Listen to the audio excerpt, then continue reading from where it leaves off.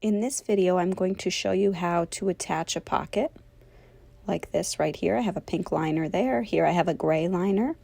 This is for blend, the cardigan blend that I designed, but you can use it with any pattern. Basically, what you're going to do is knit up to the spot where you'd like to place your pocket.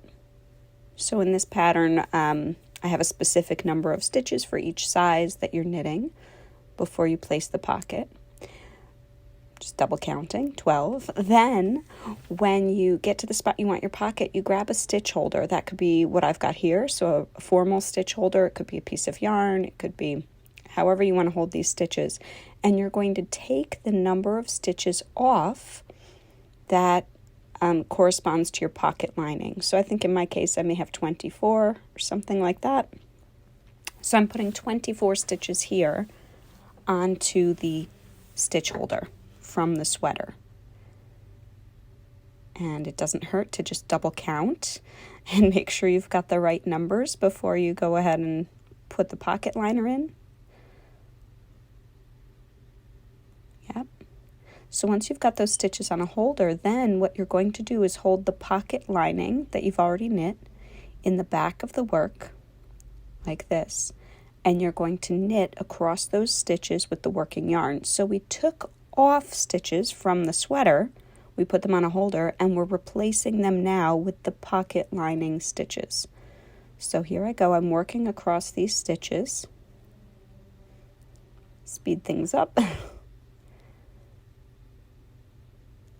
And then once you get to the end of the pocket lining stitches, you're going to continue knitting across the row.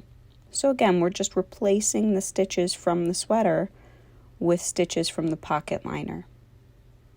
And we've got those sweater stitches on hold, the stitches from the front portion on hold, and the liner in the back.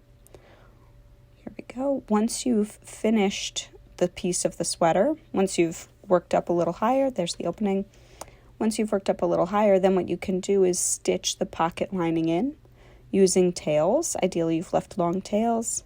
If not, you can start new yarn, and you would sew the 3 sides in of the pocket lining to the inside of the sweater.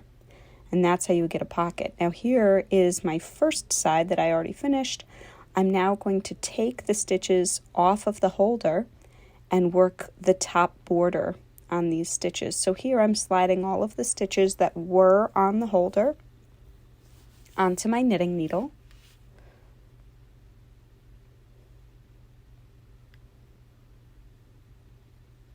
Just like so. And then I'm going to get my working yarn and I'm going to work my border. In this case, it's garter stitch for I think 6 or 8 rows. I'm going to work my border. I'll just show you how I would start knitting. So I grab the yarn and attach it as I begin knitting across the top of the pocket.